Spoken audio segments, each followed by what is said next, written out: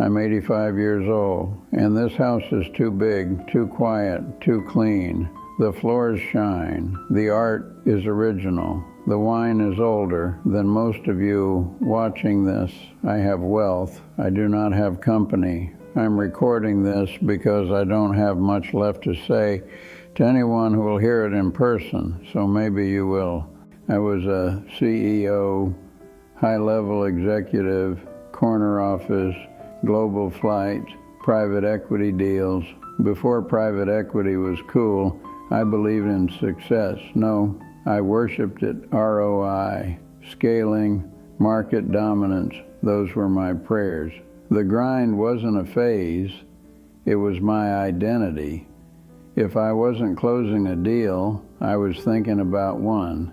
If I wasn't thinking about one, I was planning the next acquisition. I optimized everything. Time management apps before there were apps.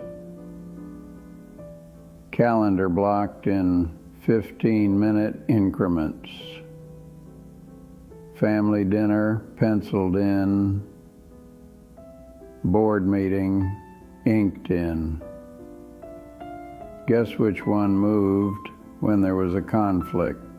I told myself I was doing it for them, for my wife, for my son, for my daughter. I'm providing, I'd say. I'm building their legacy. What I was really building was distance. I wasn't providing. I was avoiding hard conversations, avoiding vulnerability, avoiding the messy, unpredictable nature of family life. At the office, outcomes made sense. Effort equaled reward. At home, there were emotions I couldn't quantify. No spreadsheet for that. My son used to wait up for me. I'd get home at midnight, loosen my tie, walk past his bedroom, light still on. He'd pretend to be asleep. I'd stand there for a moment. Then I'd tell myself, big presentation tomorrow, and I'd go to bed. He stopped waiting around age 12. I didn't notice when it happened. I was busy chasing financial freedom. Funny thing about financial freedom, you can afford anything except more time. Let me tell you about the moment I don't talk about, the one that wakes me up at 3:17 a.m. My daughter was getting married. She was 27. She asked me one thing. Dad, will you walk me down the aisle? Simple, clear, important. The week of the wedding, a deal landed on my desk. International expansion, 8 figures, market dominance in Asia, the kind of deal that defines a career. My board said, we need you in Tokyo. My daughter said, I need you here. I chose Tokyo. I told myself it was sacrifice. I told myself she would understand. She'll thank me one day. I said, I sent a gift, a generous one. She walked down the aisle with her uncle. I watched a grainy recording in a hotel suite 14 hours ahead of my own life. When she said, I do, I was in a boardroom negotiating valuation. I closed the deal. We celebrated, champagne, applause. I remember thinking, this is success. That night, alone in the hotel, I replayed the wedding video. She looked beautiful.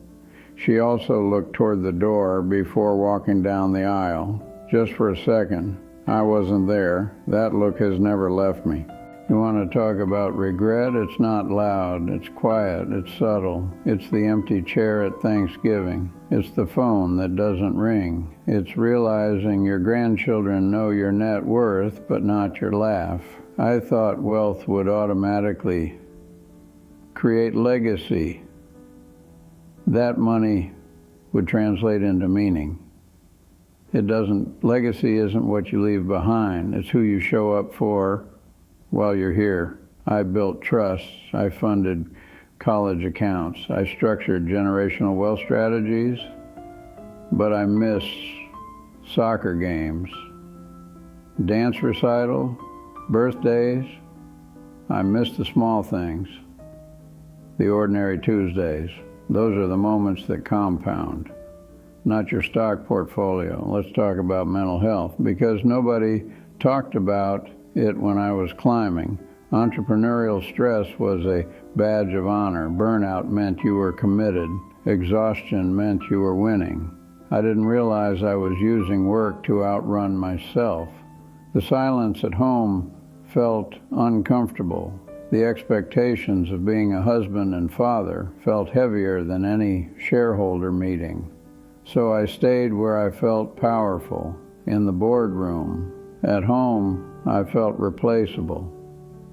Eventually, my wife left when I was 63, no screaming, no drama. Just a quiet conversation at the kitchen table. She said, "I've been alone in this marriage for 20 years. I started to argue. Then I realized she was right. I had been physically present, emotionally absent. I tried to fix it the way I fix companies. Throw resources at it, therapists, vacations, gifts. But relationships are not distressed assets. You can restructure at the last minute. They require daily deposits, and I had been withdrawing for decades.